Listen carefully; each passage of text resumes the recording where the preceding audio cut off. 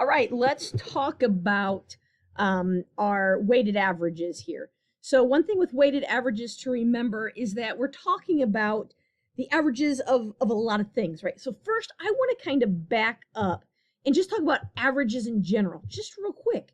So remember, if we had like three numbers, to find the average, we would sum up the values and divide by the total of those, right? So that's the summation of our values divided by our total number. So thinking about if we added these up, 3 plus 4 plus 3 is 10. We would divide that by three numbers. Our average would be basically 3.333 repeating. Average. Nice and easy if we only have a small data set. But if we're talking about having a bunch, and maybe we have categories with values, using counts with weighted averages is easier.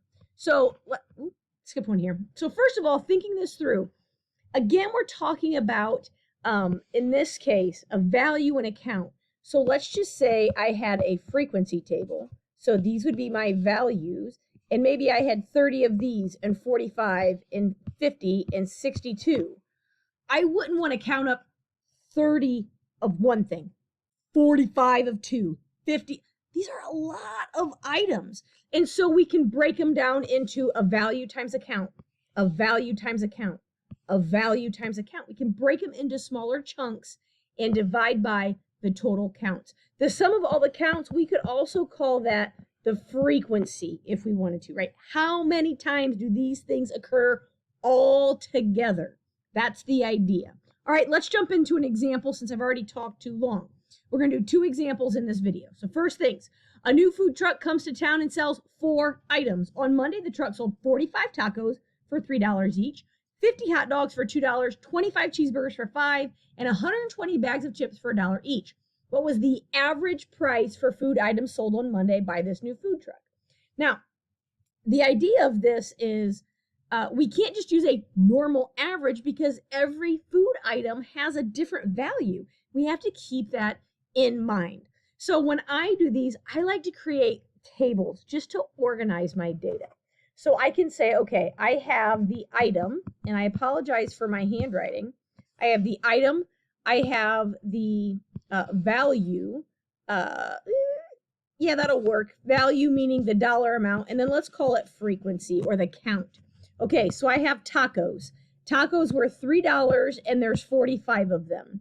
Hot dogs were $2 and there's 50 of them. Cheeseburgers, there were $5 and there's 25 of those. And then we had some chips. We sold 120 bags of chips for $1. Oh, I'm sorry, I rearranged those. Let me back that up. $1 and I sold 120 of them. Okay, so now I can organize my data. So now when I think through that formula, value times the count, right? Count also meaning frequency. Okay, so let's do just kind of one piece at a time. So let's make a new column and just do the value times the count. So 3 times 45 gives me 135. 2 times 50 gives me 100. 5 times 25 is 125, and 1 times 120 is 120. So remember, back on that previous screen, I think I can jump back, we want that total, add them all together for our numerator. So if I sum up this red column, the 135 plus 100 plus 125 plus 120, I get a total of 480. So thinking about my weighted average, my numerator is going to be 480.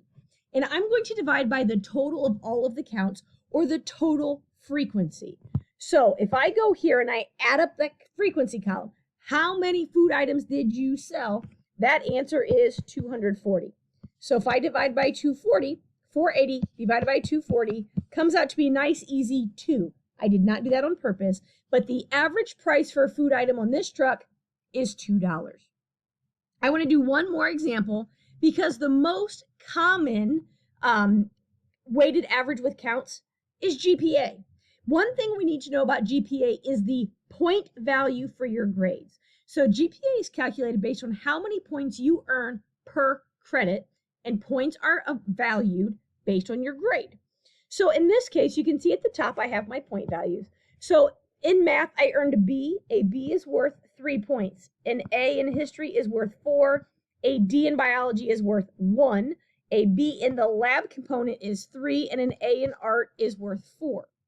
So now, when you think about value times the count, you also have to think about which one of these categories, credits or grade, talks about counts. So count, right, again, is the frequency. Frequency is the total amount something happened. How many credits did you take? Credits are where we would call the counts. So I'm going to need to total up my credits. I don't know why that disappeared. I took 13 credits this semester, and therefore my total count, when I'm thinking about my weighted average, I'm going to divide by 13. Okay, so I now need to find my numerator, which is the value times the count. So for math, 4 times 3 is 12. In history, 3 times 4 is 12. Biology, 3 times 1 is 3. Biology lab, 1 times 3 is 3. And in art, 2 times 4 is 8. So I call these quality points. How many points did I earn? If I add those all together, I earned 38 points. So my numerator is going to be a 38. So now to find the weighted average, I can divide 38 divided by 13, and I'm going to round to the nearest hundredth because that's generally what GPAs do. And so for this particular semester, the GPA, grade point average, would be a 2.92. And that's the most common weighted average example you will probably see, is using a GPA in a course or in a semester. Thank you.